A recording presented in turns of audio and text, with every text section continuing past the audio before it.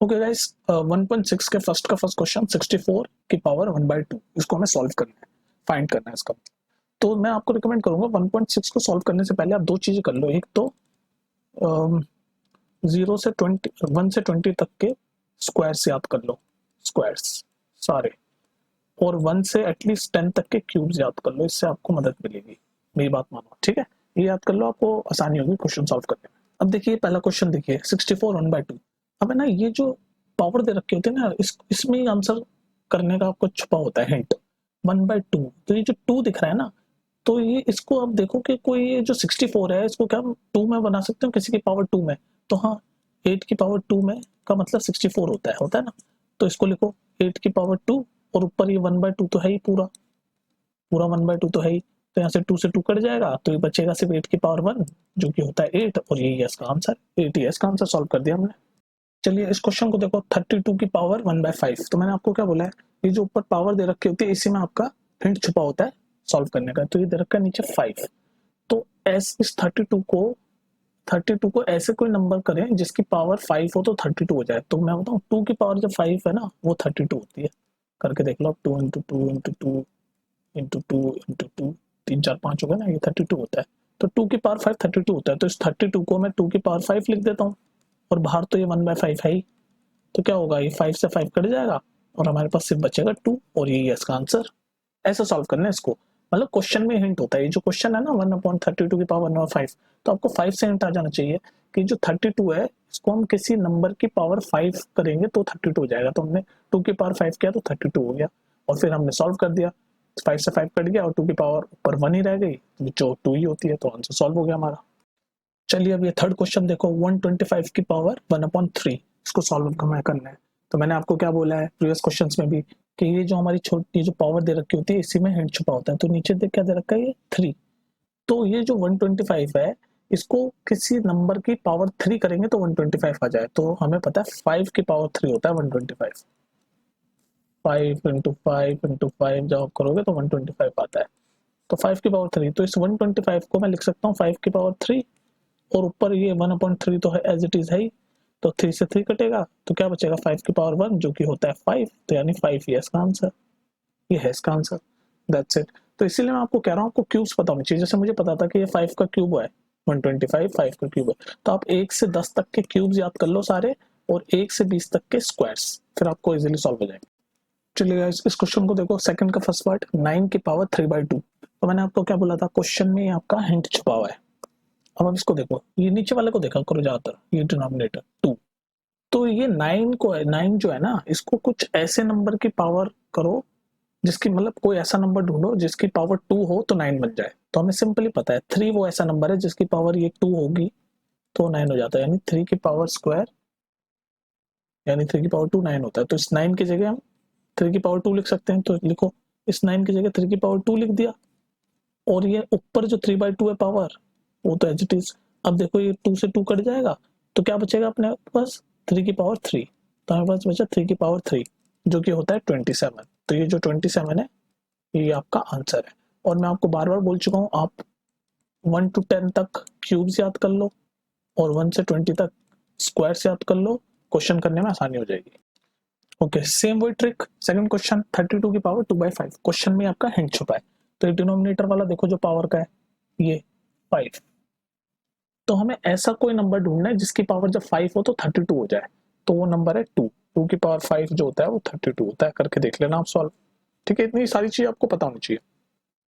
तो इस 32 की जगह 2 की पावर 5 लिख दूंगा मैं, लिख दिया, और बाहर ये 2/5 तो है ही। तो बस आप ये 5 से 5 कट जाएगा, तो क्या बचेगा, 2 की पावर स्क्वायर बचेगा, जो कि होता है 4। और ये जो 4 है, ये आपका आंसर है। कोई दिक्कत बताओ इसमें, जल्दी से कर दिया।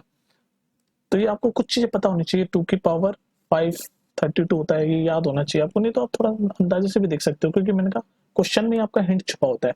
तो आप ये देख लो यार, नीचे 5 है, खास ये डिनोमिनेटर वाला चेक किया करो हमेशा।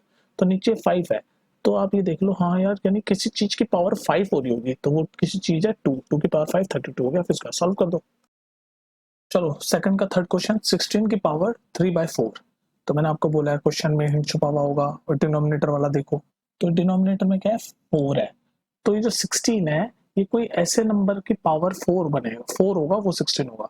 तो क्लियर हमें दिख रहा है कि 2 की पावर जो 4 होता है ना वो 16 होता है। 2 की पावर 4 करके देख लो, 2 into two into two into two, ये 16 होता है। तो बस इस 16 की जगह 2 की पावर 4 लिखेंगे हम, और बाहर 3/4 तो है ही, तो ये 4 से 4 कट जाएगा, तो क्या बचेगा 2 की पावर 3। 2 की पावर 3 क्या होता है 8, तो आपका आंसर हो गया ये 8। ठीक है, तो आपको मैंने बोला है आपको क्वेश्चन से हिंट लेना है, खासतौर पे डिनोमिनेटर वाला चेक किया करो। तो डिनोमिनेटर में 4 था, तो आपने अंदाजा लगाना है कि यार ये जो 16 है ना, ये किसी नंबर की पावर 4 होगा, तो वो किसी नंबर की पावर क्या है, 2 की पावर 4 16 है। उसके बाद हमने सॉल्व कर दिया तो 8 आ गया आंसर। चलो गाइस, सेकंड का फोर्थ क्वेश्चन देखो, 125 की पावर -1/3। तो पहले तो इस माइनस को भूल जाओ, जैसे हम हमेशा से क्वेश्चन करते हैं वो करो, कि पहले क्वेश्चन में आपका एंड छुपाई, तो ये डिनोमिनेटर वाला देखो 3, तो इस 125 को ये किसी नंबर की पावर 3 होगा, तो 5 है वो नंबर जिसकी पावर 3 125 होती है। तो इस 125 की जगह हम 5 की पावर 3 लिख सकते हैं, तो 5 की पावर 3 लिख दिया, और ऊपर ये जो पावर है -1/3 ये तो है ही, तो 3 से 3 कट गया, तो क्या बचा 5 की पावर -1। तो जब भी माइनस में साइन होता है ना, तो बस आप रेसिप्रोकल कर दो, तो 5 का रेसिप्रोकल क्या होता है 1/5, दैट्स इट। तो यही आपका आंसर, जब भी पावर माइनस में हो तो रेसिप्रोकल कर दो, तो 1/5 आपका आंसर आ गया। ठीक है, तो इसमें क्या डिफरेंट था, इसमें डिफरेंट था कि 5 की पावर -1 आ गई लास्ट में, तो जब भी ऊपर ये पावर में माइनस का साइन हो ना, तो रेसिप्रोकल कर दो, अपॉन में कर दो, तो 5 को 1/5 कर दिया। ठीक है, दैट्स इट। चलो गाइस, क्वेश्चन देखो, एक्सरसाइज 1.6 लास्ट एक्सरसाइज है चैप्टर की नंबर सिस्टम्स की, और क्वेश्चन नंबर 3 सिंपलीफाई करना है। ये एक्सपोनेंट वाले क्वेश्चन हैं, तो इसमें देखो समझ लो क्या दे रखा है, 2 की पावर 2/3, ये डॉट यानी मल्टीप्लाई 2 की पावर 1/5, ये दे रखा है ना। तो ये इस वाले फॉर्मूले में बेस है कि a की पावर m डॉट a की पावर n हो, तो हम करते हैं a की पावर m प्लस n, ये वाले फॉर्मूले में बेस्ड है। तो यहाँ पर ये दोनों a यानी ये 2 2 है, और m और n यानी इन दोनों की पावर है, तो हम फॉर्मूला क्या है a यानी 2 हमने लिख दिया, और m प्लस n यानी कि 2/3 प्लस 1/5 कर दो, बस ये होगा इसका आंसर।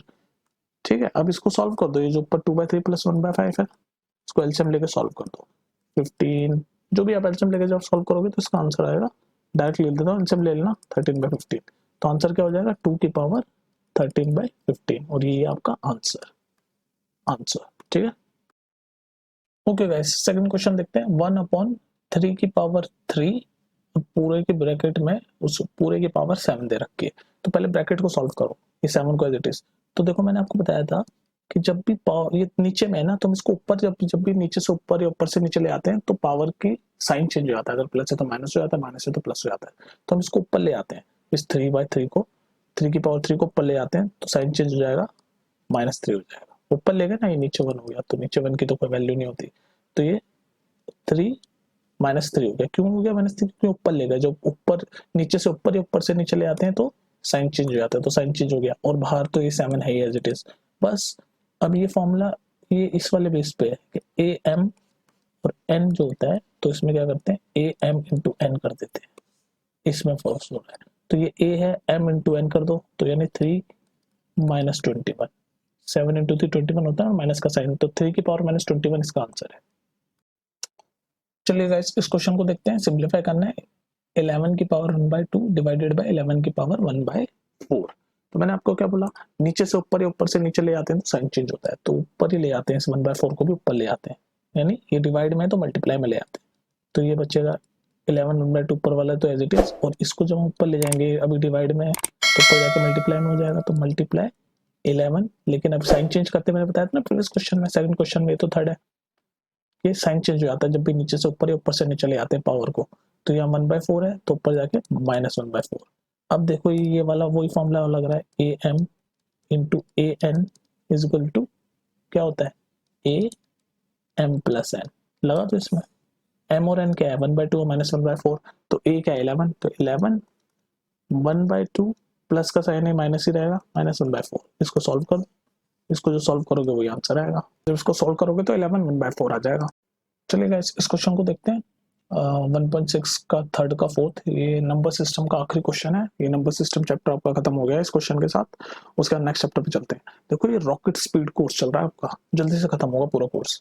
तो देखो 7 1/2 डॉट यानी मल्टीप्लाई 8 1/2, तो इसमें ये वाली प्रॉपर्टी लग रही है कि ए की पावर m और ये दूसरा कुछ है b, ये a है 7 इंटू b की पावर भी m ही है, पावर तो सेम ही है ना, तो क्या फॉर्मूला होता है, तो ए बी को मल्टीप्लाई कर दो और ऊपर पावर जो है वही लिख दो, ये फॉर्मूला चलता है। तो बस हम कर देंगे ए बी को मल्टीप्लाई 7 और 8 को मल्टीप्लाई कर दिया 56, पावर तो दोनों की जब सेम होती है तो सेम ही लिख दो 56 1/2, यही हो गया आंसर 56 की पावर 1/2। आ गया समझ। तो ये एक्सपोनेंट के आपके कुछ फॉर्मूले वगैरह हैं। तो अभी तो हम सिर्फ क्वेश्चन सॉल्व कर रहे हैं जल्दी जल्दी। बाद में अगर आपको कोई कॉन्सेप्ट सीखना हो, डिटेल कॉन्सेप्ट, तो वो बता देना कमेंट में लिख के, डिटेल कॉन्सेप्ट भी बता देंगे, पर ये है प्रैक्टिस क्वेश्चंस करने की, ठीक है।